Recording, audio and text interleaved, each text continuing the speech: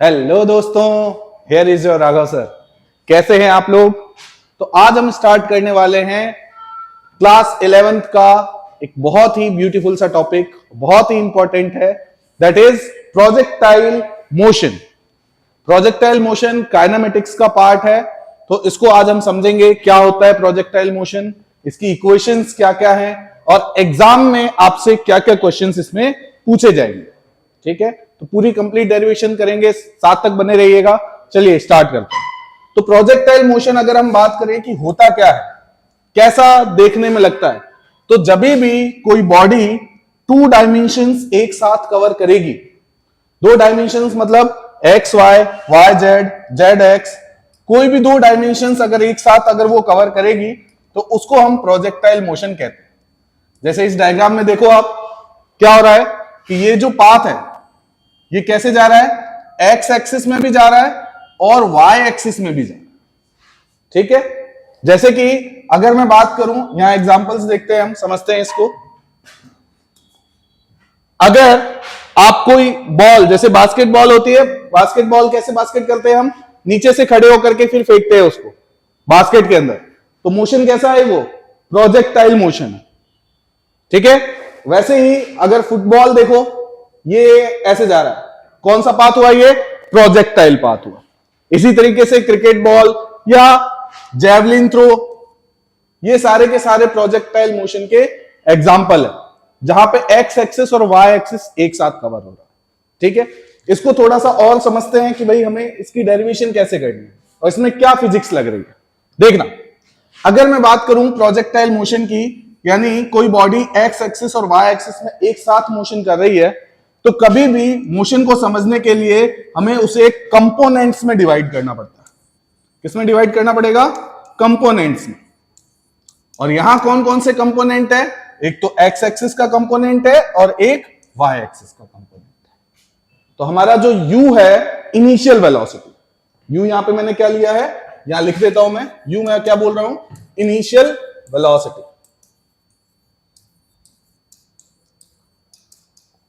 तो ये initial velocity किसी थीटा एंगल पर है, एक्स एक्सिस और वाई एक्सिस दोनों के बीच में। तो मैंने इसका कंपोनेंट लिया, एक्स एक्सिस में ये हो जाएगा, थीटा के पास वाले को कॉस थीटा बोलते हैं, तो यू कॉस थीटा, और वाई एक्सिस वाला जो है वो हो जाएगा यू साइन थीटा। ठीक है, अब कभी भी कोई भी चीज अगर आप ऊपर फेंको, तो आपने देखा होगा आफ्टर टाइम वो क्या होती है, वापस नीचे आती है जमीन पे। क्यों आती है, अगर मैं रीजन पूछूं तो रीजन क्या रहेगा, ग्रेविटी। ग्रेविटी की वजह से कोई भी चीज नीचे आती है। ग्रेविटी का एक्सेलरेशन हमेशा कहां लगेगा, towards the earth, vertically downward. तो अगर ये ऑब्जेक्ट ऊपर जा रहा है तो इस पे एक्सेलरेशन लग रहा है, यहां पे बना देता हूं एक्सेलरेशन। एक्स एक्सिस में तो कोई एक्सेलरेशन नहीं है, वाई एक्सिस में इस पे एक्सेलरेशन लग रहा है, वो भी अपोजिट डायरेक्शन में, क्योंकि बॉडी ऊपर जा रही है और एक्सेलरेशन क्या लग रहा है, नीचे। इसीलिए मैंने इसको कैसा ले लिया, नेगेटिव। और एक्स एक्सिस की अगर मैं बात करूं तो इसमें कोई एक्सेलरेशन नहीं है, तो उसको हम जीरो लेते हैं। हमें यहां पे कैलकुलेट क्या क्या करना है वो देखो आप।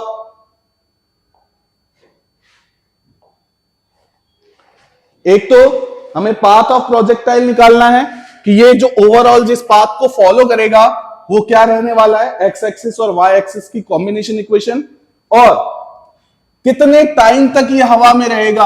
अगर मैंने एक बॉल को किसी वेलोसिटी से फेंका है तो वो कितने टाइम तक हवा में रहेगी, that is time of flight. दूसरा, कितनी मैक्सिमम हाइट तक ये अप्रोच करेगा। ऑब्वियस सी बात है, ये किस बात पे डिपेंड करता है कि आपने किस वेलोसिटी से उसको फेंका है। लेकिन यहां पे आपको एक और बात मालूम पड़ेगी जो अभी अपन इक्वेशन करते टाइम देखेंगे। उसके बाद कितनी दूर तक क्या रेंज रहेगी, ये सारी चीजें हमको यहां पे कैलकुलेट करनी।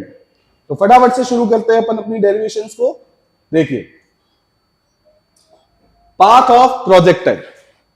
तो पाथ ऑफ प्रोजेक्टाइल को समझने के लिए हम एक काम करते हैं, पहले बोर्ड को दो पार्ट्स में डिवाइड कर लेते हैं, क्योंकि मैंने कहा ये 2D मोशन है। 2D मोशन का क्या मतलब हुआ, एक्स एक्सिस वाई एक्सिस या किसी भी दो एक्सिस में एक साथ मोशन कर रहा है। तो 2D मोशन है, तो अपन एक तो बात करेंगे पहले एक्स एक्सिस की, और फिर अपन बात करेंगे Y axis.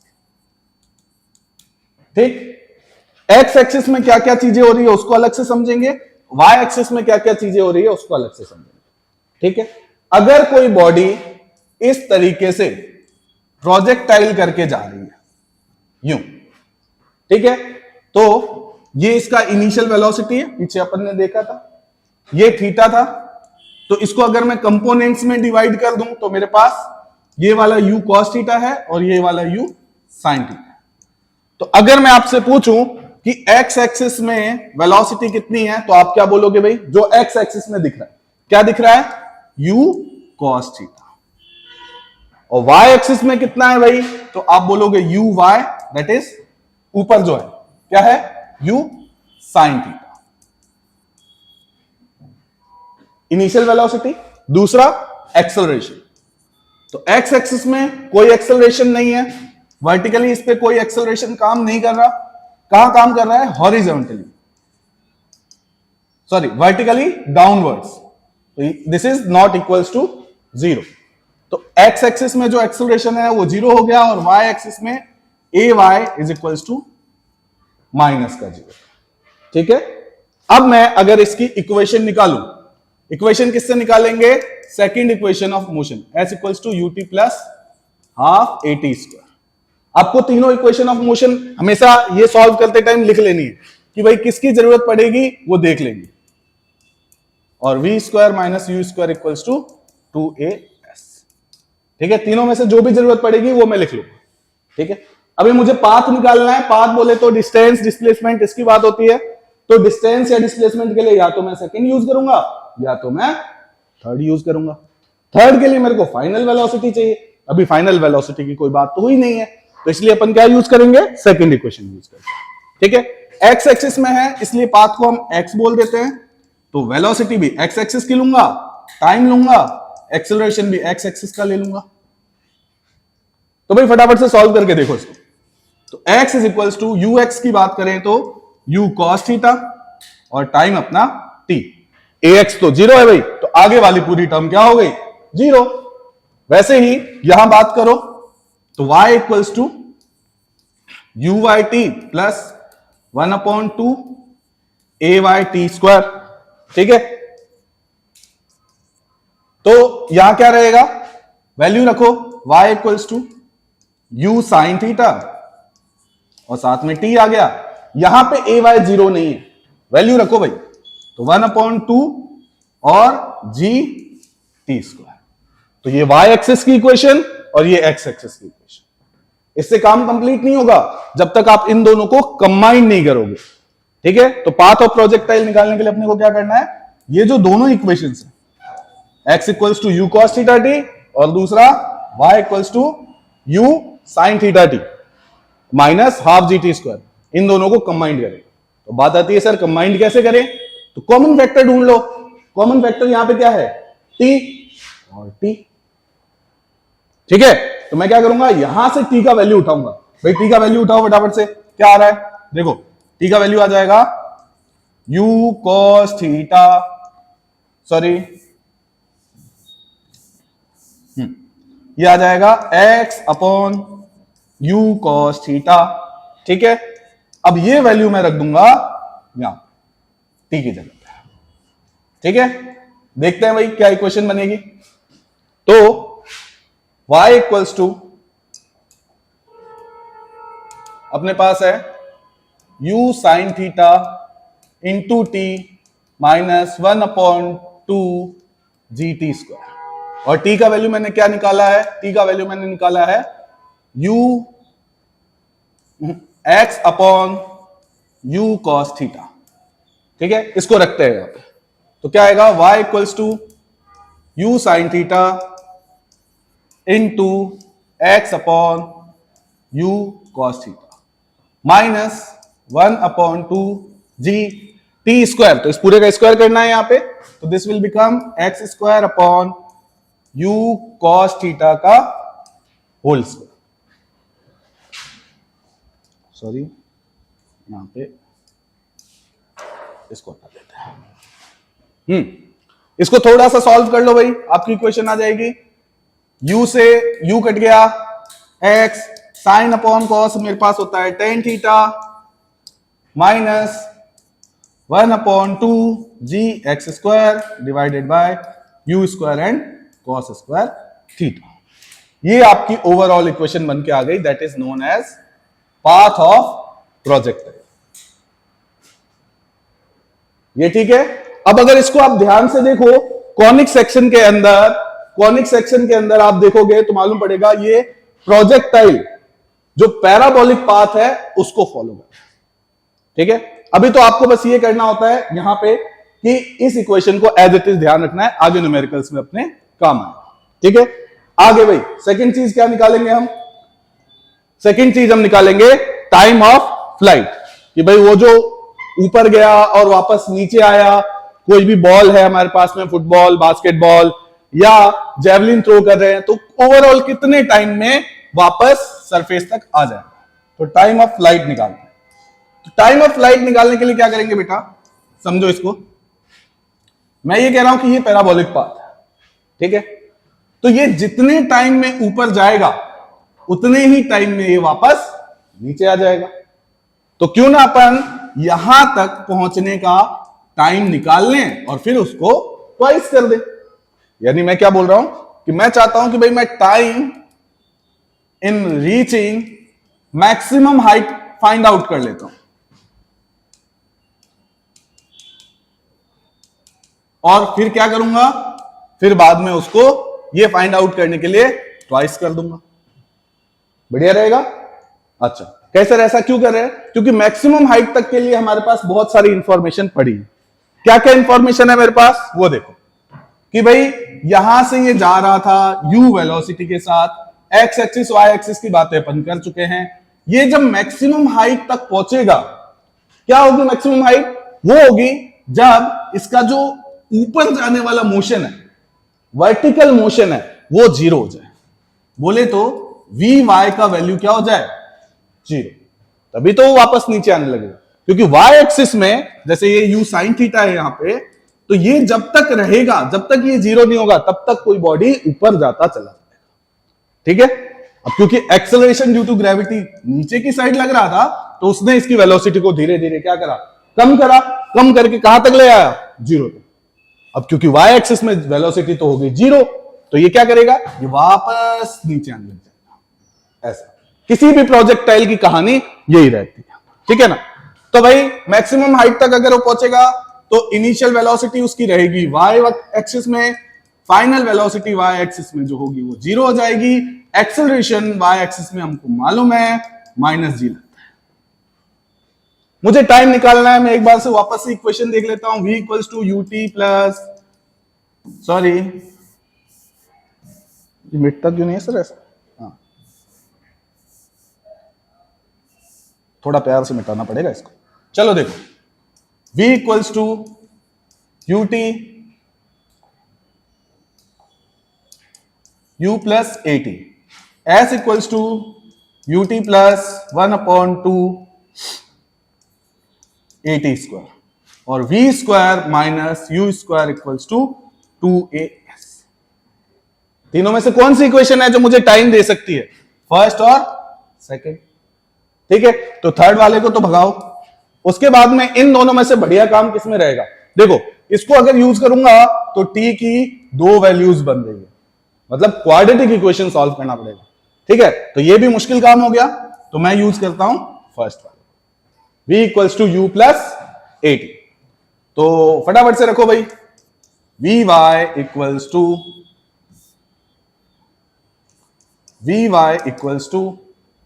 uy plus ay into T. vy का वैल्यू है 0, uy का वैल्यू मैंने रखा u साइन थीटा, ay है मेरा माइनस का g और साथ में t। तो यहां से अगर मैं t निकालूं तो t मेरा क्या आ जाएगा?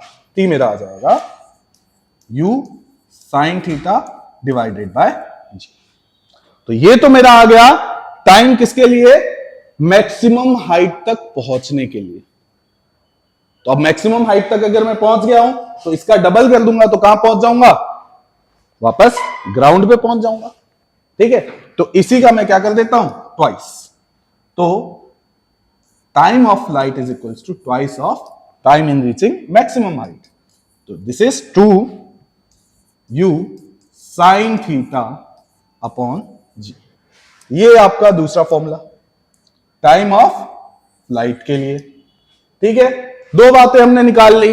अब हमको क्या निकालना है इसमें आगे? इसमें आगे हमको निकालना है हाइट ऑफ प्रोजेक्टाइल, कि भाई मैक्सिमम हाइट कहां तक जाएगा, वो किस बात पे डिपेंड करेगा? Height of projectile.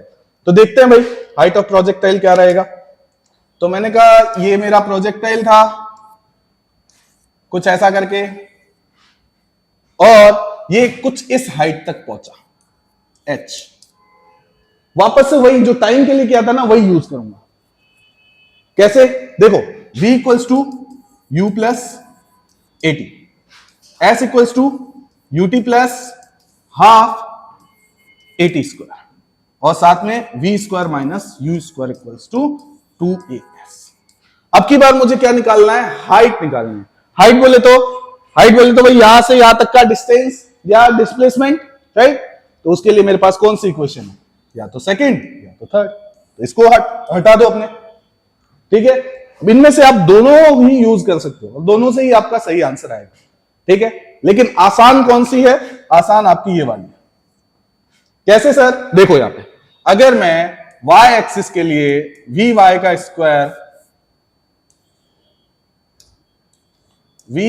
Square minus uy का square equals to 2 into ay और हाइट को h लिख दूं। ध्यान देना, मैक्सिमम हाइट जहां पे ये पहुंचेगा वहां पे जो vy है वो तो 0 हो जाएगा। एक टर्म तो मेरी पहले गायब हो गई। uy की वैल्यू मेरे को मालूम है, ay की मेरे को मालूम है, तो ज्यादा मेहनत नहीं करनी पड़ेगी। बाकी अगर आप चाहोगे सेकंड इक्वेशन से भी ये सॉल्व हो सकता है। It's all up to you. Value रखनी है, आंसर दोनों से ही सेम आएगा। चलो ध्यान देते हैं। ये वैल्यू मैंने रखा 0, इसको मैंने सॉल्व करा। This is u square sine square theta equals to minus का, क्योंकि ay माइनस का है, g और h। तो h की वैल्यू क्या हो जाएगी भाई? माइनस ने माइनस को मार दिया, अपने पास आ गया u square sine square theta upon में 2g। ठीक है, ये आपका मैक्सिमम हाइट। तो मैक्सिमम हाइट यहां पे किन किन बातों पे डिपेंड कर रहा है बेटा? एक तो कि आपने इनिशियल वेलोसिटी क्या दी, यानी जितनी ज्यादा वेलोसिटी उतनी ज्यादा हाइट तक जाएगा। और दूसरा इंपॉर्टेंट, थीटा कौन से एंगल पे फेंक रहे हो भाई? मान लो मैं चाहता हूं मैक्सिमम हाइट तक पहुंचे और मैं ऐसे सीधा फेंक दूं, तो मैक्सिमम हाइट कहां जाएगा? वो तो बस हाफ प्रोजेक्टाइल बन के रुक जाएगा। तो थीटा अगर मैक्सिमम होगा तो हाइट भी क्या होगी? मैक्सिमम। और थीटा साइन थीटा मैक्सिमम कितने पे होता है बेटा? 90 डिग्री पे। यस होता है ना? तो अगर हम बात करें मुझे मैक्सिमम हाइट तक अगर पहुंचना है तो मेरा थीटा क्या होना चाहिए? 90 डिग्री। तो एच मैक्स का वैल्यू क्या हो जाएगा बेटा? H max is equals to you square sine 90 रखूंगा तो ये तो गायब हो जाएगा, यहां क्या बचेगा? 2g। साइन 90 की वैल्यू 1 होती है ना? साइन 90 मैथमेटिक्स में पढ़ते हो आप, इसकी वैल्यू क्या होती है? 1 होती है। तो इसीलिए एच मैक्स अपना ये आ जाएगा। यानी किसी भी वेलोसिटी से अगर आपको मैक्सिमम हाइट पहुंचना है तो आपको चीजों को कैसे फेंकना चाहिए? एकदम सीधा 90 डिग्री पे। ठीक है, तो वो मैक्सिमम हाइट तक पहुंच जाएगा। अब आगे चलते हैं अपना नेक्स्ट। अब हमें निकालना है range of projectile. Range of projectile क्या रहेगी? रेंज ऑफ प्रोजेक्टाइल का क्या मतलब है बेटा? रेंज ऑफ प्रोजेक्टाइल का मतलब है कि जो हमारा ये प्रोजेक्टाइल गया वो एक्स एक्सिस में कितना चला, इस एक्स एक्सिस में उसने कितना कवर करा, that is your range. Okay, तो ये तो बहुत सबसे सिंपल यही है। कैसे सर? तो देखो इसके लिए मेरे पास बहुत प्यारा सा फॉर्मूला है, डिश टीवी जो घर में लगाते हैं वैसा। D equals to TV। D बोले तो डिस्टेंस, T फॉर टाइम, बचपन में पढ़ा था ना, और V फॉर स्पीड या वेलोसिटी। तो भाई रेंज जो है कौन से एक्सिस में है, एक्स एक्सिस में, तो एक्स एक्सिस की सारी बातें करें। रेंज बोला मैंने आर, टी बोले तो टाइम ऑफ फ्लाइट डाल दूंगा, और वी बोले तो जो स्पीड एक्स एक्सिस में, एक्स एक्सिस में क्या स्पीड है भाई, यू कॉस थीटा। ठीक है, टी का वैल्यू क्या आया था हमारे पास में, टी का वैल्यू आया था, देखो भाई टी का वैल्यू फटाफट से देख लेना, यहां पे ये रहा, टाइम ऑफ फ्लाइट क्या आया था, 2u sin थीटा अपॉन जी। इसी वाली वैल्यू को मैं यहां पर देता हूं। तो क्या आया, 2u sin थीटा अपॉन में जी, और साथ में u cos थीटा। तो यहां पे r इक्वल्स टू क्या आ जाएगा, r इक्वल्स टू आ जाएगा 2u square sine theta cos theta. अब यहां पे मैथ्स वाले बच्चे तो बहुत होशियार है, उनके लिए एक फॉर्मूला उनको सीधे सीधे दिख गया। बायो वालों के लिए यहां पे होगा जादू। जादू क्या है बेटा, जादू सिंपल सा ये है कि sine theta into cos theta और इसके आगे 2 लगा दो, तो ये मैथमेटिक्स का एक फॉर्मूला बनता है जो कि है साइन 2 थीटा। ठीक है, तो बायो वाले बच्चों को आपको सीधे सीधे ये याद रखना पड़ेगा कि हाँ भाई सर ने बोला था कि ऐसा कोई फॉर्मूला ट्रिग्नोमेट्री में होता है, सर ने बोला है तो ऐसा है। और मैथ्स वाले तो इस पे क्वेश्चन सॉल्व करते रहते हैं, तो उनको ये पता होगा। ठीक है, तो हमारे पास ये फॉर्मूला क्या निकल के आ जाएगा, नेक्स्ट पेज पे देखते हैं इसको। r equals to